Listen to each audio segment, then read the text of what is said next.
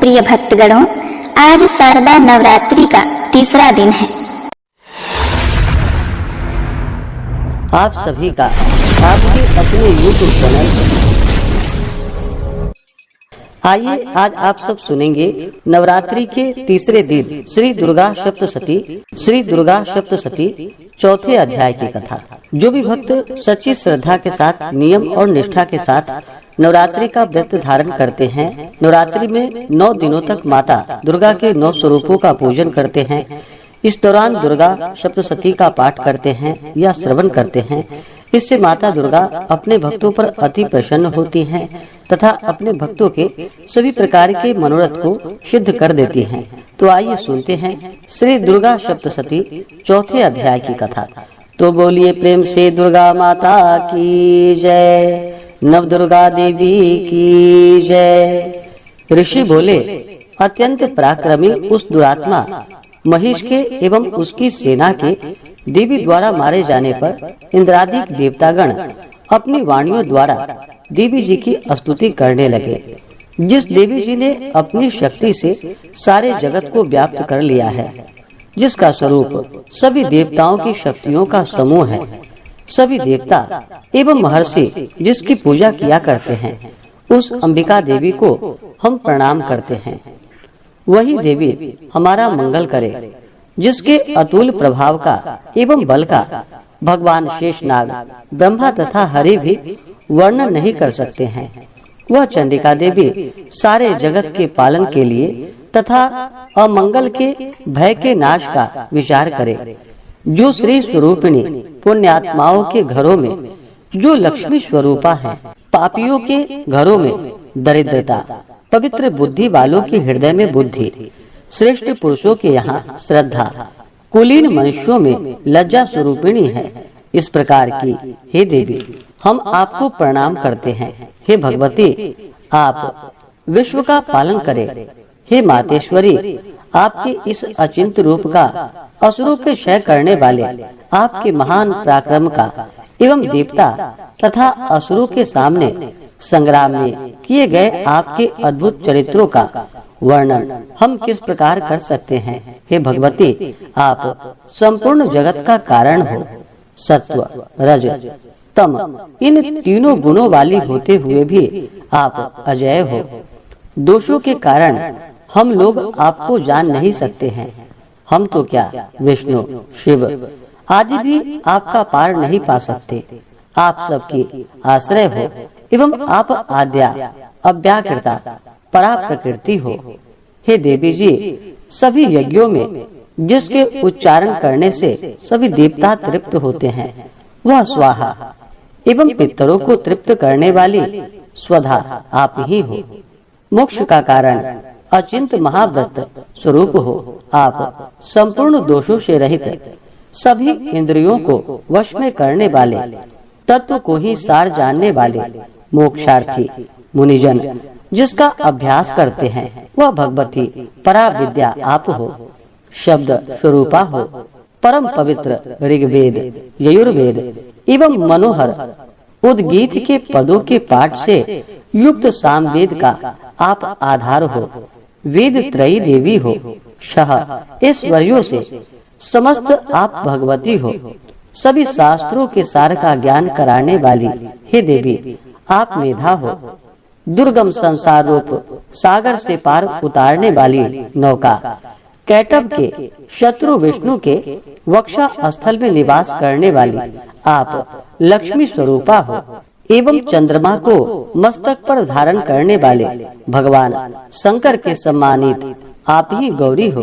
यद्यपि आपका मुख स्वर्ण से भी उत्तम कांति से सुंदर तथा परिपूर्ण चंद्रमा के बिंब का अनुकरण करने वाली निर्मल मंद मुस्कान से शोभित है, तथापि इस प्रकार के चंद्रमुख को देखकर क्रोध से परिपूर्ण महिषासुर ने झट ही उस पर प्रहार कर दिया। यह एक अद्भुत बात है। उससे भी अतीव अद्भुत एवं विचित्र बात यह है कि जब वही मुख क्रोध से युक्त हो, उदय होते हुए चंद्रमा की भांति लाल लाल था, तनी हुई भौहें अति विकराल थी। ऐसा देखकर महिषासुर ने अपने प्राण तुरंत नहीं छोड़ दिए। भला कौन होगा जो क्रोधी यमराज को देखकर भी जीवित रह सके। हे देवी जी, आप प्रसन्न हो। आपकी प्रसन्नता से जगत का अभ्युदय होता है और क्रोध भर जाने पर से आप तत्काल ही कितने कुलों का नाश कर डालती हैं। सर्वदा उन्नति दाता देवी जी, आप जिन पर प्रसन्न होती हैं वे ही देशों में सम्मानित होकर धन तथा यश पाते हैं और उनका धर्म भी शिथिल नहीं होता है। आपकी कृपा द्वारा ही पुण्यात्मा पुरुष धर्म संबंधी कार्य प्रतिदिन किया करते हैं। आपकी कृपा से स्वर्ग लाभ होता है। इसी कारण आपसे बढ़कर कौन है। सबके लिए उपकार करने वाली हो, आप सर्वदा दयामयी हो। ये राक्षसों के वध करने से जगत सुखी हो। ये राक्षस कभी नरक के लिए चिरकाल तक भले ही पाप करते हो। संग्राम में इनका वध आपने इसलिए किया है कि मुझसे मारे हुए यह स्वर्ग में चले जाएं। यही मन में रखकर हे देवी जी, आपने असुरों को केवल देखने मात्र से ही भस्म नहीं कर शत्रुओं पर शस्त्रों का प्रहार क्यों कर दिया। इसका भी कारण होकर वह उत्तम लोक में मरकर पहुँचे।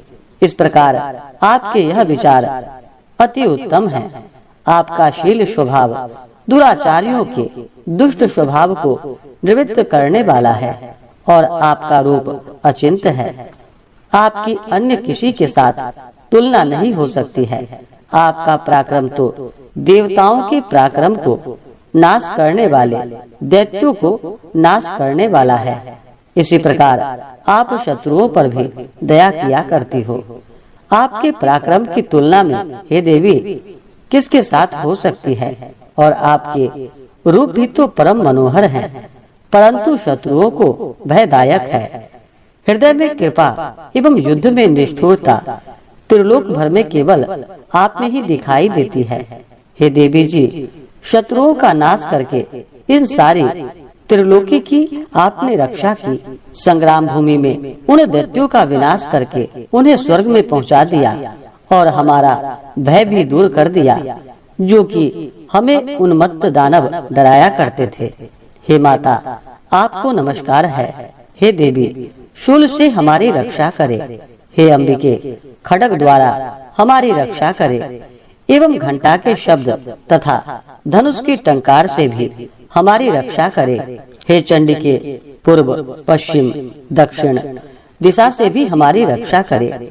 अपना त्रिशूल घुमा घुमा कर उत्तर में हमारी रक्षा कीजिए। ऋषि बोले। इस प्रकार देवी की देवताओं ने स्तुति की और नंदन वन में उत्पन्न हुए फूलों तथा गंध चंदन आदि से जगत की माता की पूजा की। सभी देवताओं ने भक्ति पूर्वक दिव्य धूपों द्वारा देवी की अर्चना की। तब देवी प्रसन्न मुख होकर उन देवताओं से बोली कि हे सभी देवताओं, अपनी अभिलाषा के अनुसार आप सब हमसे वर मांगे। देवता बोले, हे भगवती, आपने तो हमारी सभी कामनाएं पूर्ण कर दी, कुछ भी बाकी नहीं है।